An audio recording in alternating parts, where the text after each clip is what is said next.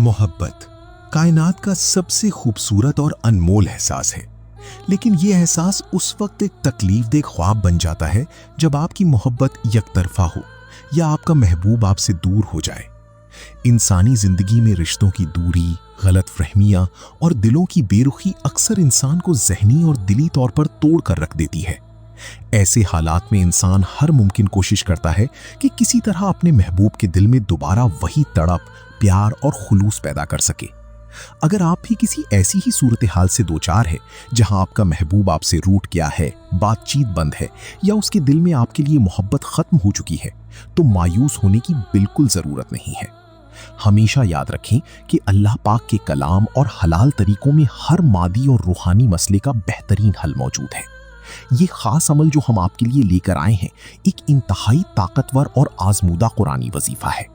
नमक का इस्तेमाल रोजमर्रा जिंदगी में खाने का जायका बदलने के लिए किया जाता है, लेकिन रूहानी दुनिया में इसकी अपनी एक खास अफादियत और तासीर है।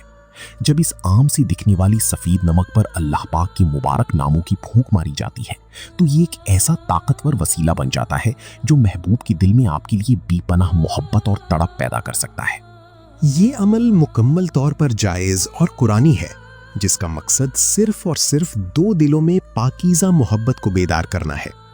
अगर आपका इरादा सच्चा है और आप शादी की नीयत से अपने महबूब को अपनी मोहब्बत में गिरफ्तार करना चाहते हैं, तो ये चुटकी भर नमक का अमल आपकी जिंदगी बदल सकता है। आइए अब बढ़ते हैं इस अमल के खास तरीके और इसकी मुकम्मल तरकीब की तरफ। अगर आपका महबूब आपसे बात नहीं करता, आपको नजरअंदाज कर रहा है या उसके दिल में किसी और के लिए जगह बन चुकी है, तो मेरा ये बताया हुआ अमल सिर्फ एक बार पूरे यकीन के साथ कर लें। अल्लाह के हुक्म से महबूब आपकी मोहब्बत में इस तरह गिरफ्तार होगा कि आप खुद हैरान रह जाएंगे। चलें, अब मैं आपको इस अमल का पूरा तरीकाकार और इसके कवायद समझाता हूं। इसे गौर से सुने और नोट कर लें।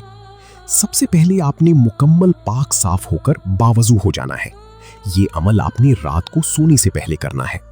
अपनी सीधे हाथ की उंगलियों में सिर्फ एक चुटकी सफेद नमक, जो आम घरों में इस्तेमाल होता है, लें। अमल का आगाज करते हुए सबसे पहले आपने 3 मरतबा दरूद इब्राहिमी पढ़ना है। इसके बाद आपने इस चुटकी भर नमक पर अल्लाह पाक के ये 2 मुबारक नाम पढ़ने हैं, या अजीजो या वदूदो। इन दोनों नामों को मिलाकर आपने सिर्फ 121 मरतबा पढ़ना है।